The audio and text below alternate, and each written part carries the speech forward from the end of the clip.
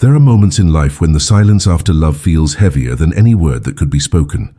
When two souls who once walked as one begin to drift apart, something ancient within them trembles. We often call it heartbreak, but beneath that ache lies something far more mysterious. The unraveling of spiritual bonds that may have been woven long before this lifetime began. The mystic Edgar Cayce once said that marriage is not merely a contract between two people, but an echo of an agreement between two souls. An echo that can resound through centuries. Yet what happens when the echo fades? When the promise, once sacred, becomes a whisper in the distance of our destiny? To understand what a spiritual divorce truly is, we must first understand what a spiritual union means. According to Cayce's readings, souls meet and marry not by chance, but as a continuation of lessons, healings, or unfinished harmonies carried across time. Some marriages are blessings. Others are classrooms where both must unlearn the illusions of possession, dependency, or control. Love, in its purest form, seeks not to bind, but to liberate. And yet, we often confuse the chains of attachment with the threads of destiny, until the soul itself begins to feel suffocated beneath the weight of what was once sacred. When two souls decide, consciously or not, to part ways, something sacred happens behind the veil of the visible world. The human eyes see signatures on a paper, empty closets, two sets of keys. But in the invisible realms, the higher self begins the delicate process of unwinding the cords that once intertwined energy, memory, and karma. It is not an act of erasure. It is an act of release. Just as vines must be gently untangled to let each plant grow toward its own light, the cords between two souls must be undone with reverence. If done with resentment, the cord burns. If done with compassion, it dissolves. Edgar Cayce spoke of marriage as a covenant of growth. Each union, he said, is an opportunity to refine the soul's understanding of love. But what we often overlook is that growth sometimes demands separation. The divine does not see divorce as failure, but as a rebalancing of lessons. Some contracts are written in eternity, others in time. Some souls come to teach us how to love, others come to teach us when to let go. Both are sacred teachers. The spiritual divorce begins not when the papers are signed, but when one soul finally whispers within, "I release you." That whisper carries tremendous power. In that moment, the soul reclaims its sovereignty. The light that had been shared begins to separate, gently, like dawn dividing night from day. And yet the light remains light. It does not turn to darkness. True release never destroys. It transforms. If you could see what happens energetically during this process, you might imagine two luminous beings standing before one another, surrounded by threads of gold and silver, the threads of shared dreams, laughter, promises, pain. With every breath of forgiveness, one thread loosens. With every act of gratitude, another fades into light. The process continues until what remains between them is only blessing, only peace. This is what the mystics mean when they speak of clean separation. It is not the breaking of a bond, but the purification of it. Cayce often emphasized that no soul meets another without purpose. Even the briefest encounter holds potential for awakening. So imagine the depth of purpose held in a marriage, and the sacred courage required to end one with consciousness.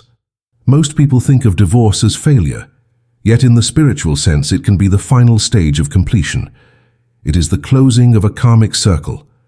The soul that once came to learn patience, forgiveness, or self-worth now realizes the lesson has been integrated. It is time to walk freely again. But here lies the greatest challenge: to separate in love, not in anger, to bless, not to blame. Because what truly binds souls beyond this life is not the ceremony of union, but the energy left unresolved at parting. Anger, guilt, resentment. These are threads that follow us beyond the grave, across incarnations, until they are healed. But when a divorce is guided by forgiveness, both souls rise lighter, freer, ready to meet again, not as karmic debtors, but as divine companions in evolution. In the stillness after a separation, many people feel a spiritual emptiness, as if a piece of their soul has gone missing.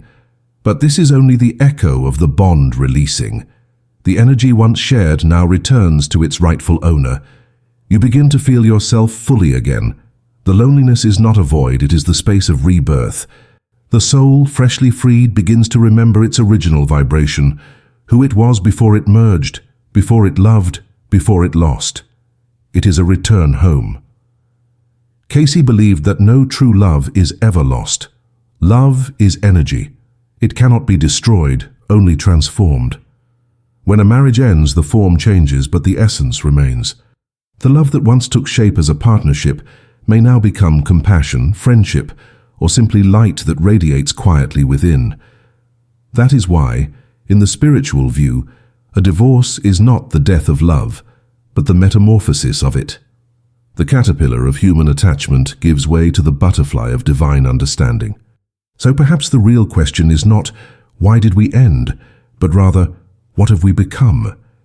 Because when souls release each other with awareness, they both ascend a little higher in their journey toward wholeness. They stop being halves, searching for completion, and begin to embody the completeness they were always meant to discover within. When two souls step away from each other, the world often sees only the human drama: tears, distance, silence. Yet the spiritual eye perceives something entirely different, a sacred ceremony of release, guided not by law or ritual, but by vibration. You might think of it as the invisible uncoupling of frequencies that once resonated as one. Cayce described every relationship as an exchange of energy fields, like two instruments tuned to harmonize. When the harmony turns to dissonance, it is not always because love has failed, but because both instruments have evolved into new notes that no longer blend in the same way. In that sense, a spiritual divorce is less about ending and more about retuning. It is the process of bringing your energy back into alignment with your own soul's music. And this process is often not peaceful at first. The first phase of spiritual separation feels chaotic because the energies are disentangling. Just as two magnets, once stuck together, resist when you pull them apart, two souls may feel tremendous pressure, emotional outbursts, nostalgia, longing, guilt. These are not signs of weakness. They are signs that the energetic cords are still being adjusted, like threads slowly sliding out of a tight knot. Cayce's readings often pointed to the idea that human relationships are mirrors, reflections of our inner patterns, desires, and fears. When we separate from someone, the mirror does not disappear, it simply changes form. After a spiritual divorce, we begin to see ourselves more clearly, sometimes painfully so. We notice how much of our identity was built upon being the other half. We face the quiet question, who am I now, without the reflection of that familiar face? And in that question lies the door to awakening. Many people run from that silence, rushing into new relationships or distractions to fill the space. But the soul does not rush. It waits patiently, urging us to pause, to breathe, to reclaim the parts of ourselves that were scattered in the exchange of love. This is the time of energetic retrieval, when the soul gently calls home all that it gave away in exchange for belonging. In this tender stage, solitude is not punishment, it is medicine. It is the sacred solitude in which you hear your own essence again. Imagine your soul as a field of light. Every time you loved, you extended a ray of that light outward. Over time, those rays became attachments, cords of energy. When love is mutual, those cords nourish both beings. But when one or both begin to evolve in different directions, the cords start to restrict rather than support. The spiritual divorce is the process of drawing those rays back into your center, not out of selfishness, but out of integrity. You are not taking love away, you are returning it to source where it becomes available again, pure, unconditioned, infinite. Cayce often emphasized prayer and meditation as tools for this phase, not as dogmatic rituals, but as vibrations that realign the soul. He said that every thought is a prayer, and that forgiveness is the highest form of healing energy. When you meditate upon the person you once loved, you can visualize light surrounding them, blessing them, freeing them. This act does not only heal the other, it unbinds you as well. For as long as you hold resentment, you are tied to that energy. But when you bless them, the cord of pain dissolves, and what remains is only light. This is the spiritual equivalent of signing a peace treaty between souls. And there is another layer to this unseen process. the influence of karmic memory. Cayce taught that many relationships are the continuation of old karmic ties, debts of love, promises, wounds. The ending of a marriage can sometimes be the final act of karmic resolution. It is the moment when both souls decide the lesson is complete. But if one resists the ending, holding on through bitterness or attachment, the karmic cycle repeats in another form. The same lessons, the same dynamics, return in different faces. That is why spiritual awareness during separation is so essential. It prevents the soul from carrying the unfinished story into the next chapter of existence. True spiritual divorce, then, is not an act of rebellion against divine law, but of alignment with it. It is the realization that love's form must sometimes change so that love's truth can continue. Just as a river must sometimes leave its old path to find the sea, so must two souls occasionally part so that each can continue flowing toward its own spiritual ocean. When we resist that current, we create stagnation. When we surrender, we find freedom. And yet surrender is one of the hardest things for the human heart to practice. The ego fears endings. It fears being forgotten, replaced, or unseen. But the soul has no such fear, for it knows that connection is eternal in essence, not in form. The bond of shared growth remains even when the earthly relationship dissolves. Two souls who have walked together through love and separation are forever imprinted with each other's light, not as burden, but as blessing. The memory of what was learned becomes part of the soul's wisdom, carried silently into all future lifetimes.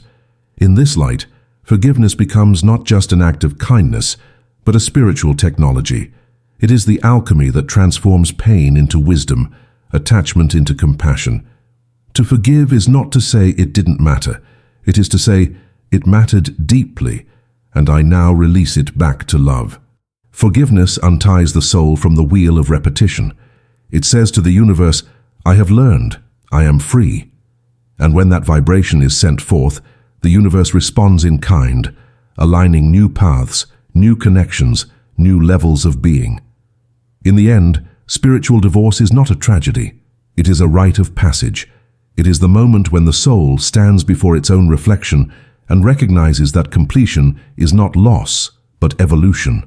The separation that hurts in the human heart is the same force that liberates the eternal self. Every goodbye is a hidden doorway to a deeper reunion with the divine within. And as the dust of the old life settles, something begins to shimmer beneath the quiet, a sense that perhaps love has not disappeared but changed its rhythm.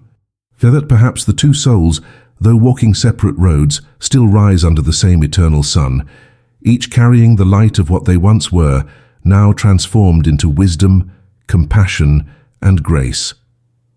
There comes a moment after the storm of separation when silence turns from pain into revelation. It is subtle, almost imperceptible at first. A shift in the quality of the air, a gentleness in the way you begin to exist again. The memories that once pierced your heart now arrive like soft echoes, teaching rather than tormenting. This is the sacred middle ground between endings and beginnings, the threshold of rebirth. And it is here that the true spiritual work begins. According to Edgar Cayce, the soul's evolution unfolds through cycles of experience, and relationships are among its most potent laboratories. The purpose of love is not to secure happiness, but to awaken consciousness. We meet certain souls not merely to share life, but to trigger the exact lessons that lead to our liberation. When those lessons are complete, the universe, with infinite compassion, begins to loosen the threads that once held us together. We may resist, crying out that it is unfair, that love should last forever. Yet from the soul's perspective, forever is not measured in time, but in transformation. What endures is not the relationship itself, but what the relationship revealed. In the weeks or months following a spiritual separation, many people feel caught between worlds, one foot still in the past, one hesitating to step into the unknown. This is natural, for energy takes time to recalibrate. Imagine two stars that once orbited close together. When their gravitational pull changes, both need time to find a new balance. If one tries to rush forward while the other lingers in grief, imbalance occurs. That is why healing after spiritual divorce cannot be forced. The soul heals at the rhythm of truth, not the rhythm of desire. Cayce often spoke of the law of vibration, the idea that everything in creation, from thought to matter, exists as frequency. When two people separate physically, but continue to think obsessively about each other, their vibrations remain intertwined. They have divorced in body, but not in spirit. True release happens only when both choose inner peace over the need to control or be remembered. This does not mean forgetting the other. It means allowing them to exist freely in your heart, without chains. The energy that once bound you now becomes neutral, no longer pulling, no longer pushing, just stillness. That stillness is the signature of completion. But this stage can feel lonely, even frightening. The ego, accustomed to defining itself through relationship, struggles to find meaning in solitude. It asks, who am I now if I am no longer theirs? The spiritual answer is profound. You are returning to the divine blueprint of who you were before any identity, before any name. You are not incomplete. You are infinite, rediscovering your wholeness through the ashes of what once was. The absence you feel is not loss, it is spaciousness. And in that space, your higher self begins to whisper again. Some describe this period as the dark night of the soul. It is not a punishment, but a purification. In the dark night, the false attachments of love dissolve, revealing the essence of love itself. You begin to understand that love was never the other person. It was the divine energy flowing through both of you. They were the vessel, the reflection, the teacher, but the source was always within you. When this realization dawns, grief transforms into gratitude. You stop mourning what ended and start honoring what it taught. Cayce's readings often encouraged prayer, not as pleading, but as alignment. To pray during this time is to align your will with divine order, to say, let me see this as my soul sees it.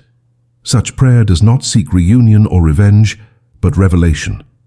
It allows insight to rise from the silence.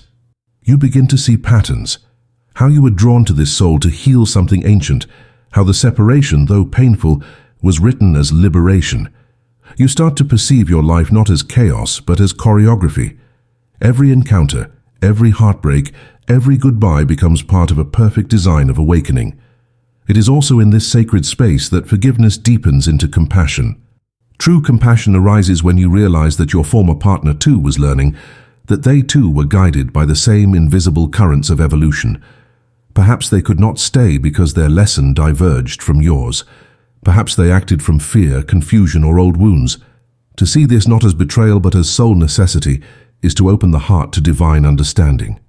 You release the need to judge and begin to love from a higher octave, a love that includes rather than possesses. At this stage, many experience subtle spiritual phenomena.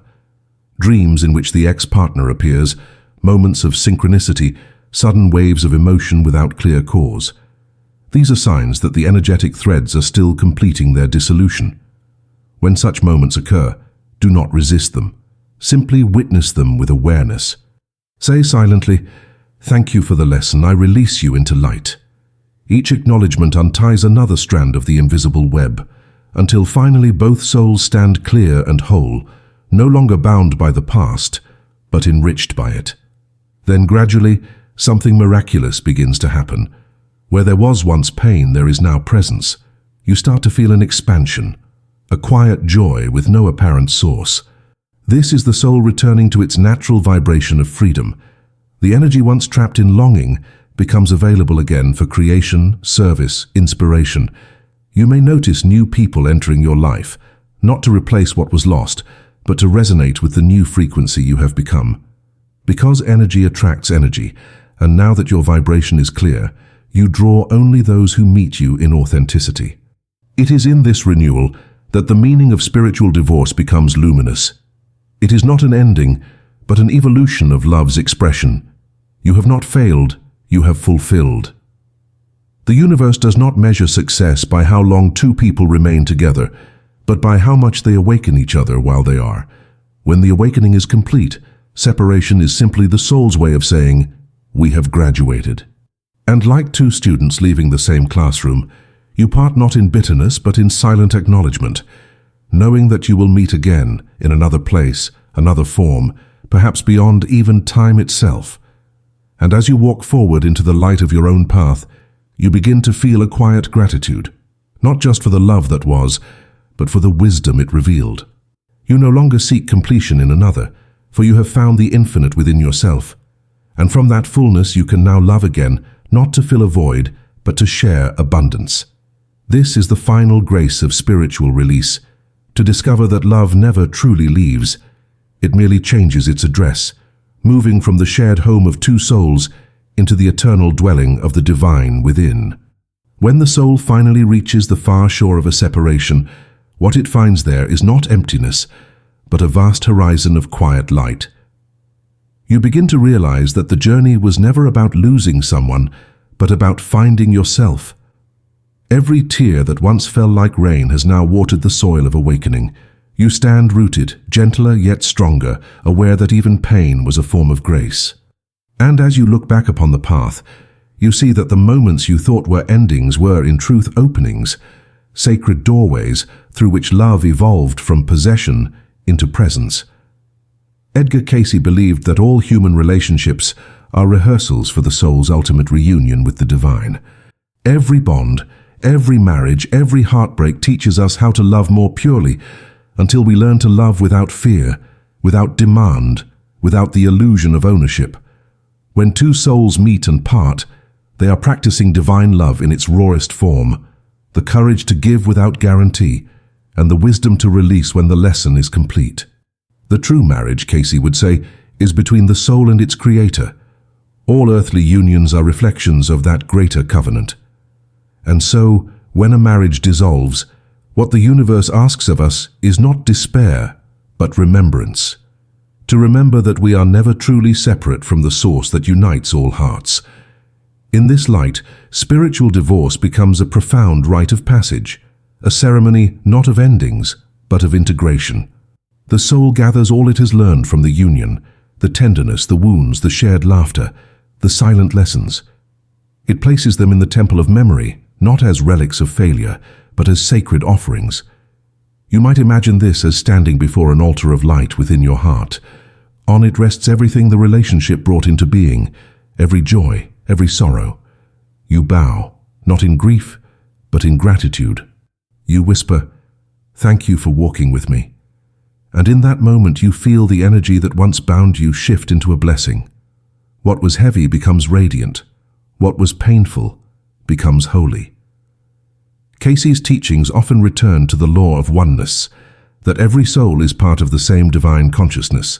From this view there is no real loss, for the other soul still exists within the same infinite mind of God. When you release them, you are not saying goodbye, you are saying, "I see you in the light." You let them continue their evolution, trusting that love, being eternal, will always find its perfect form. Perhaps in another lifetime, your paths will cross again, not as lovers but as friends, as teachers, as companions on some new edge of awakening. The bond transmuted will still be love, but now without the weight of need or the ache of separation. In the practical world, however, the heart still needs to live, to breathe, to rebuild. Spiritual understanding does not erase the human process, it illumines it.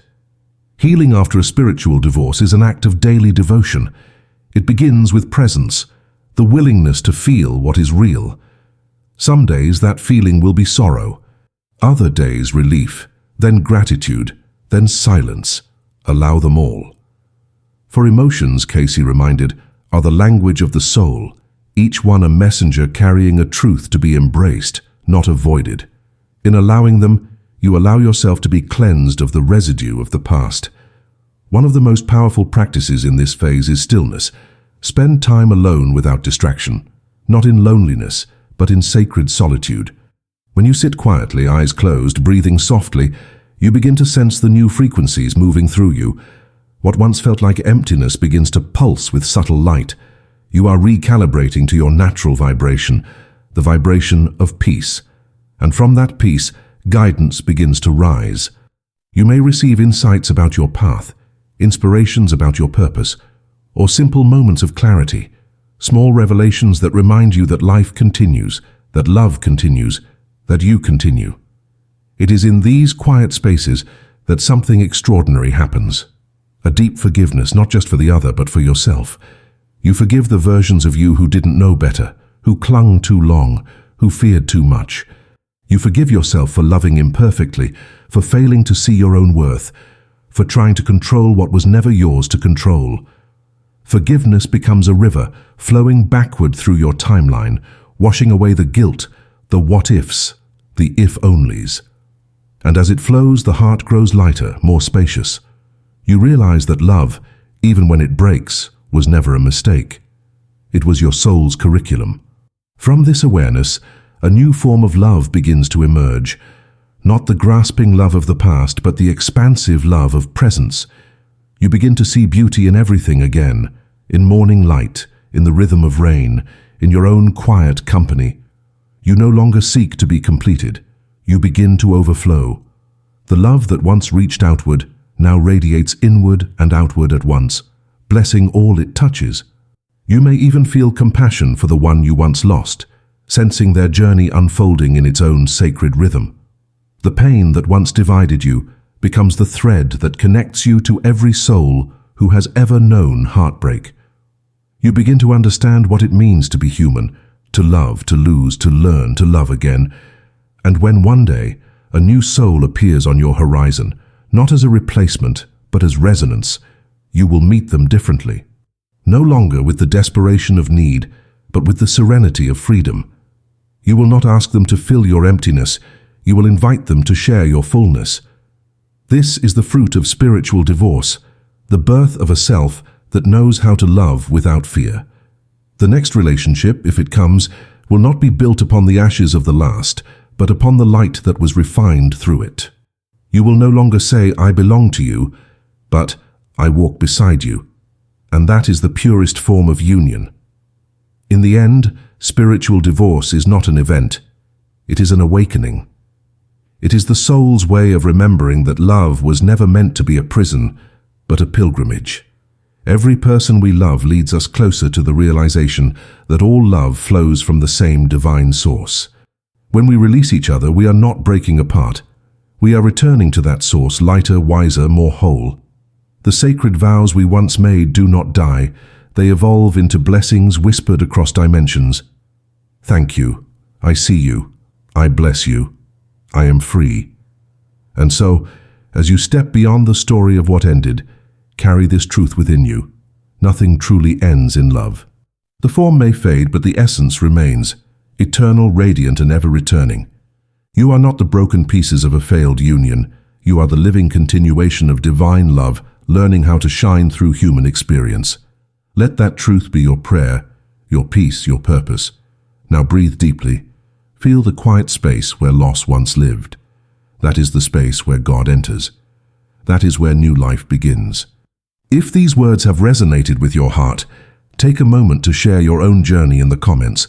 Your story may become the light someone else needs to heal. And if you wish to keep walking this path of awakening together, subscribe, not to follow, but to remember that we are all learning to love, to release, and to rise side by side as souls returning home to the infinite.